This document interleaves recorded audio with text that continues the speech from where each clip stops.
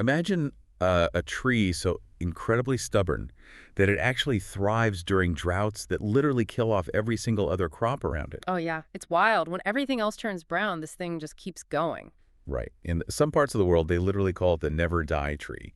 And right now, in 2026, it is quietly outperforming every complex synthetic supplement cooked up in some, Silicon Valley lab. It really is. It's taking over everywhere. It totally is. Today's deep dive is exploring this massive wellness trend that has just completely taken over health communities, fitness circles, and even mainstream media almost overnight. Yeah, you really can't avoid it lately. Exactly. So the source material for our analysis today is a really fascinating article titled Moringa Magic, the ancient superfood everyone is talking about in 2026. Our mission here is to figure out if this sudden global surge is just another fleeting wellness fad driven by social media algorithms, or if it is a legitimate, biologically backed upgrade for your daily nutrition. Okay, let's unpack this. I think that is the perfect starting point because to really understand why this specific plant is suddenly everywhere in 2026, we have to kind of strip away all that modern marketing and just look at the raw biology and the history of it. Right, get down to the basics. Exactly. So we are talking about a plant scientifically known as Moringa oleifera. It is native to parts of India, Africa, and Southeast Asia. And that nickname you mentioned earlier, the never die tree, I mean, that is not just local folklore. It is a biological reality. Wait, so it actually defies droughts. How does it even do that? It does. Moringa possesses this incredibly deep, aggressive taproot system. It allows the tree to access these subterranean water tables that other plants simply cannot reach. Oh, wow. So it's basically pulling water from reserves that are totally, completely out of reach for normal crops. Precisely. And on top of that, its cellular structure is incredibly efficient at retaining moisture. It prevents desiccation even under extreme UV stress. So when human beings consume it, they are essentially ingesting those specific stress-adapted compounds, right? Yeah. Yes, exactly. You are eating its survival mechanism. That is so crazy. And the article details a nutritional profile that honestly made me do a double take. I mean, we're talking about really high levels of vitamins A, C, and E, plus essential minerals like iron, calcium, and potassium. The heavy hitters, basically. Right. But the thing that really stopped me, dead in my tracks, was the plant-based protein. Wait, protein in a leaf. I mean, leaves are usually just, solar panels for photosynthesis, right? Yeah. They aren't exactly known for being protein vaults. No, they're not. And that is the biological anomaly that makes moringa so highly prized. In the botanical world, a plant typically stores its protein and dense energy in its seeds or its roots, to fuel the next generation. Right, like nuts or root vegetables. Exactly. Leaves, on the other hand, are almost entirely dedicated to capturing light and exchanging gases.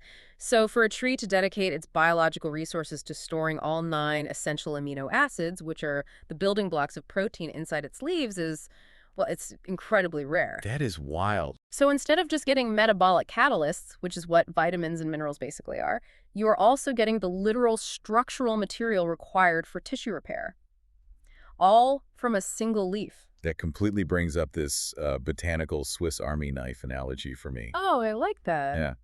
The source notes that historically, almost every single part of this plant has a distinct functional purpose.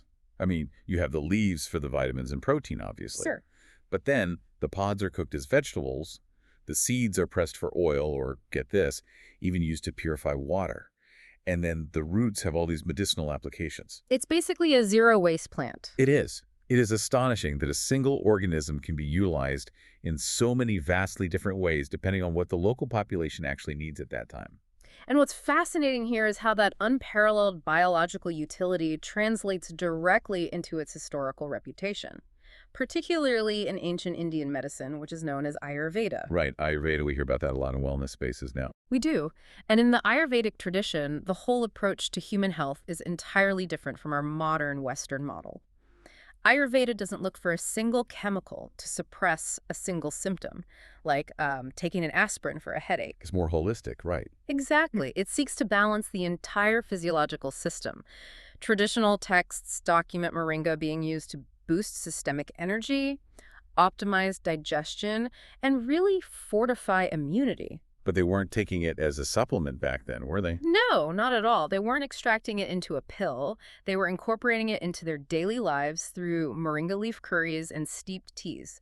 It was preventative care baked right into their culinary culture. I love that. And the source highlights that this systemic reliance goes far beyond India, too. Oh, definitely. Yeah, in various African communities, because of that dense nutrient profile and that extreme drought resistance we talked about, moringa has historically been a frontline defense against malnutrition. A literal lifesaver. Literally. During these severe dry seasons when the staple crops just entirely failed, the never-die tree was still standing, still producing leaves packed with iron and calcium. It literally sustained human life when the environment became entirely hostile. And here is where the biology meets the history. The plant produces specific polyphenols and antioxidants to protect itself from that harsh environment. All right, the stress compound. Yes. Two of the major ones are quercetin and chlorogenic acid. Okay, I've heard of quercetin before. You probably have. It's a powerful compound that helps regulate cellular inflammation, and chlorogenic acid is highly effective at stabilizing blood sugar levels. Oh, wow. So they were getting those benefits without even knowing the science behind it. Exactly. When those ancient communities ate the leaves to survive a drought, they were simultaneously down-regulating the inflammation and metabolic stress in their own bodies. I mean, they didn't have the biochemical vocabulary to call it quercetin, but they deeply understood the physical vitality it provided. Okay, so that establishes a really solid biological and historical foundation. Right, we have this ancient, hyper-resilient tree loaded with this completely rare combination of vitamins, minerals, and leaf-based protein. The ultimate superfood. Right. But that brings me to a massive point of friction. If this plant is so miraculous and it has been a staple in traditional diets for literally thousands of years, why on earth did it take until 2026 for it to hit the mainstream wellness world? Pate, that is the million-dollar question. Seriously, like why wasn't this sitting in my pantry back in 2015? Is this massive surge just the result of social media algorithms suddenly deciding to push a trendy green powder? Or does this represent like a deeper cultural shift in how we approach our bodies? Well, if we connect this to the bigger picture, the social media algorithms are really just the delivery mechanism. Okay, so they're just spreading the word. Right, they are the megaphone. Yeah.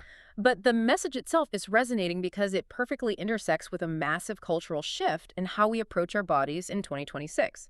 We are looking at a convergence of very specific modern demands. Right. The source talks about those 5 pillars driving the trend. Exactly. First, there is a definitive global movement toward plant-based living. People are actively moving away from isolated lab-synthesized supplements. Because we're realizing the labs don't always get it right. Exactly. There is a growing understanding that the human body absorbs nutrients much more effectively when they are delivered in their natural complex state alongside their natural cofactors, rather than as just an isolated chemical in a gelatin capsule. That makes total sense. And that ties directly into the modern time deficit, which is another huge pillar. Oh, the time deficit is huge. Let's be brutally honest about our lifestyles today. We are completely time poor.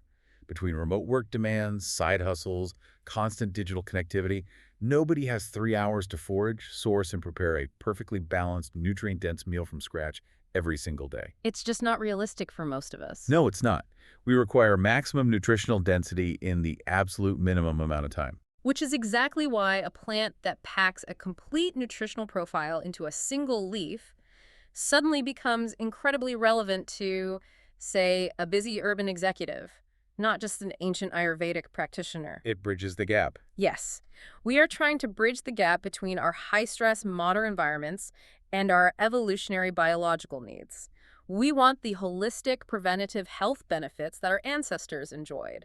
You know, the daily maintenance that prevents a breakdown before it happens. Right, preventative care instead of just treating illness. Exactly. But we desperately need it to fit into our frantic 2026 schedules. And the science is finally catching up to the tradition too, right? That was another pillar. It is. We aren't just relying on folklore anymore. Right. Ongoing scientific research is actively mapping out how those compounds you mentioned, like quercetin and chlorogenic acid, interact with the specific stressors of modern life. Things like blue light exposure from our screens, processed seed oils in our food, and chronic cortisol spikes from stress. The modern trinity of health issues. Seriously. The science is providing the empirical data to explain the systemic magic that people have felt for millennia. But here is the paradox. Okay, wait on me. Reading the source material, you see all this evidence. The biology checks out. The history checks out. The modern necessity Totally checks out. So why aren't people already using it consistently? Ah, Why yes. does the article specifically point out that most people who try traditional moringa end up abandoning it just a few weeks later? That right there is the classic usability trap. The usability trap. Yeah, it is the graveyard of almost every well-intentioned wellness routine. The reality of traditional moringa preparation is that it involves significant friction. Friction. If you are Yes. trying to use fresh leaves, you have to source them, which is incredibly difficult depending on your climate. Then you have to wash them, prep them, cook them. Too much work. Exactly. Even if you buy traditional loose powders to brew as tea or mix into smoothies, you are adding extra steps to your morning routine. And then, well, there is the sensory barrier. The taste. Yeah. We have to talk about the taste. We do. The source is very polite about it, calling it strong and earthy. But let's just call it what it is. It can be incredibly bitter. Extremely bitter. Right. For a modern palate that's so accustomed to hyperpalatable sweet foods, drinking a profoundly bitter, grassy tea every single morning is a massive psychological hurdle. It is a massive roadblock. And honestly, beyond the taste and the prep time, there is the issue of variability. What do you mean by variability? Well, when you buy a random bag of raw moringa powder off the internet, you really have no idea what part of the life cycle the tree was in when it was harvested, or how it was dried, or how long it has been sitting in some hot warehouse. Oh, so the nutrients might just be gone. Exactly. The quercetin and chlorogenic acid we talked about, those delicate compounds degrade when exposed to oxygen and light over time. Plus, measuring the right dosage with a loose powder is entirely imprecise. You're just guessing with a spoon. Right. Are you getting the clinical dose required to regulate your blood sugar, or are you just drinking expensive oxidized green dust? Here's where it gets really interesting. Because a superfood is completely useless if it just sits in the back of your cupboard, because it's too annoying to use. Exactly. It doesn't do you any good in the pantry. It's like, okay, imagine trying to use traditional fresh moringa or raw powder is like buying a bunch of heavy, complicated gym equipment. Okay, I see where you're going with this. You buy the squat rack, the weights, the whole setup. The potential for a great workout is there, technically. But the reality of setting it up, adjusting the weights, figuring out the routine, it requires so much time and frustration that you eventually just use the gym equipment as a very expensive clothing rack. We've all been there. Right. In contrast, using a standardized, consistent product like the one the source mentions is like hiring a personal trainer who just shows up at your door and does the hard part for you. The wellness industry is finally realizing they have to deliver these ancient solutions pre-assembled. That is the exact pivot we are seeing in 2026. The source specifically analyzes a modern solution called Moringa Magic as the prime example of this industry-wide standardization. So what makes Moringa Magic different from the bag of green dust? The goal of products like Moringa Magic is to entirely eliminate that friction of traditional plant medicine while fully retaining the biological efficacy. It requires no mixing, no prep time. It bypasses the strong taste entirely. It's just ready to go. Exactly. It ensures you get a consistent, nutrient-dense, plant-based intake that supports specific routines focused on heart health, digestion, and energy without relying on synthetic lab vitamins. But I have to play skeptic and challenge that premise for a second. Ways too. When we talk about processing a natural plant into a standardized, convenient supplement like Moringa Magic, don't we run the risk of destroying the very thing that makes it special? That's a very valid concern. Because if the whole point of moving toward plant-based living is to avoid highly processed synthetic capsules, how do we know this modern solution isn't just, stripping out all the vitamins and the protein through harsh manufacturing processes? Honestly, that is the most critical question to ask when you're evaluating any modern supplement. The difference between a cheap fad product and a legitimate clinical tool comes down entirely to extraction and preservation technology. Okay, so it's all on how it's made. Right. High-quality standardizations, which the source indicates Moringa Magic utilizes, don't use high-heat processing. High heat is what destroys delicate vitamins like vitamin C and degrades those complex protein structures. So they avoid the heat. Yes. Instead, they use advanced cold pressing or specific standardized extractions that isolate and protect the active polyphenols. They manage to filter out the harsh, bitter alkaloids that cause the text issues, but they lock in the exact measurable doses of quercetin and antioxidants. Oh, that's brilliant. So it completely solves that gym equipment problem. You weren't just guessing with a teaspoon and a bag of raw powder. You're getting a verified, consistent dose of the active compounds every single time without the bitter taste and without the 10 minutes of annoying kitchen prep. And by solving the friction problem, it solves the habit problem. Because you actually take it. Exactly. Human biology thrives on consistency. Taking a massive dose of antioxidants once a month does virtually nothing for your cellular health. Taking a standardized bioavailable dose every single day is what actually regulates inflammation and supports long-term heart health, digestion, and systemic energy. It becomes a sustainable routine. Right. A product like Moringa Magic simply acts as a modern bridge. It takes the ancient power of the never die tree and just adapts it to the absolute necessity of 2026 convenience. So what does this all mean for you, the listener? That's the real takeaway here. Yeah, if you are someone who is actively trying to curate a cleaner lifestyle, if you find yourself hitting that 3 p.m. wall and feeling just so low on energy due to the inevitable nutrient gaps in our modern diets. Which is most of us, let's be honest. Most definitely. Or if you are simply trying to shift your mindset from treating sickness to prioritizing daily preventive care, Moringa really offers a serious, biologically proven upgrade. It's not just hype. No, it's not. We are surrounded by trendy, engineered fads that flash across our feeds and literally disappear a month later. But this is a resilient, time-tested botanical that has literally sustained entire civilizations through extreme environmental stress. Thousands of years of proof. Exactly. And now, with standardized solutions that remove the hassle of preparation, the bitter taste, and the dosage guesswork, that barrier to entry has completely vanished. It really has. And the source material leaves us with a pretty profound realization. What's that? The current obsession with Moringa isn't about inventing something new. It is about the rediscovery of something that has always worked. It is an ancient, life-sustaining plant that has finally been adapted for the reality of our modern lives. Rediscovery. I love that word for this. Yeah, and it raises an important, kind of provocative question for all of us to consider as we navigate the future of wellness. I'm listening. If the never die tree has been hiding in plain sight for thousands of years, what other ancient, hyper-resilient plants are currently growing quietly in remote communities, just waiting for modern science to finally pay attention?